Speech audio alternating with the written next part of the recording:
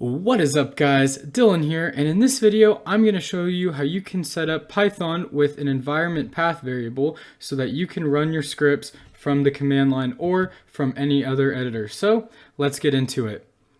The first thing that we are going to have to do, of course, if you have not done so already, is to download and install Python to your Windows machine.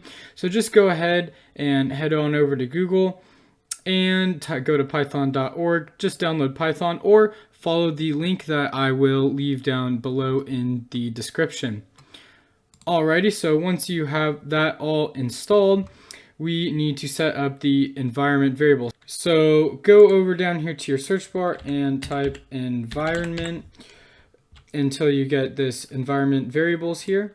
Then go ahead and click environment variables, path, and edit.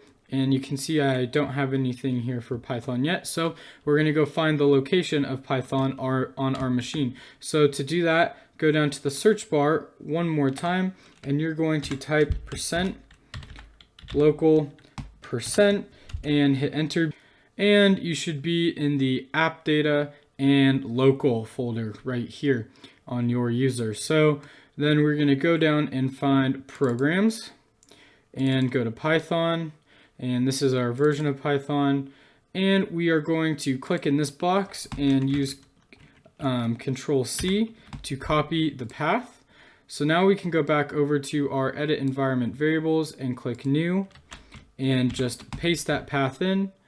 And we are going to add the path for one more folder so that we can install Python modules.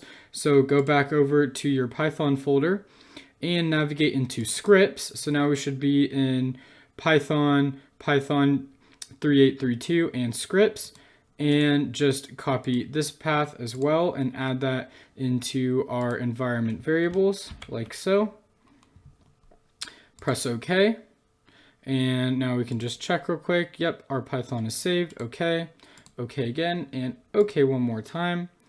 And so now let's open up a command line.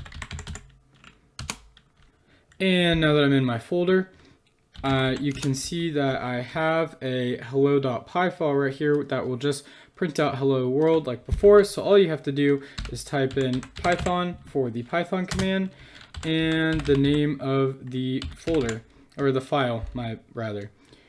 And you can see it works just like this. So you can use this anytime you want to run a Python script from the command line, or you want to run Python, say for example, from the Sublime text editor.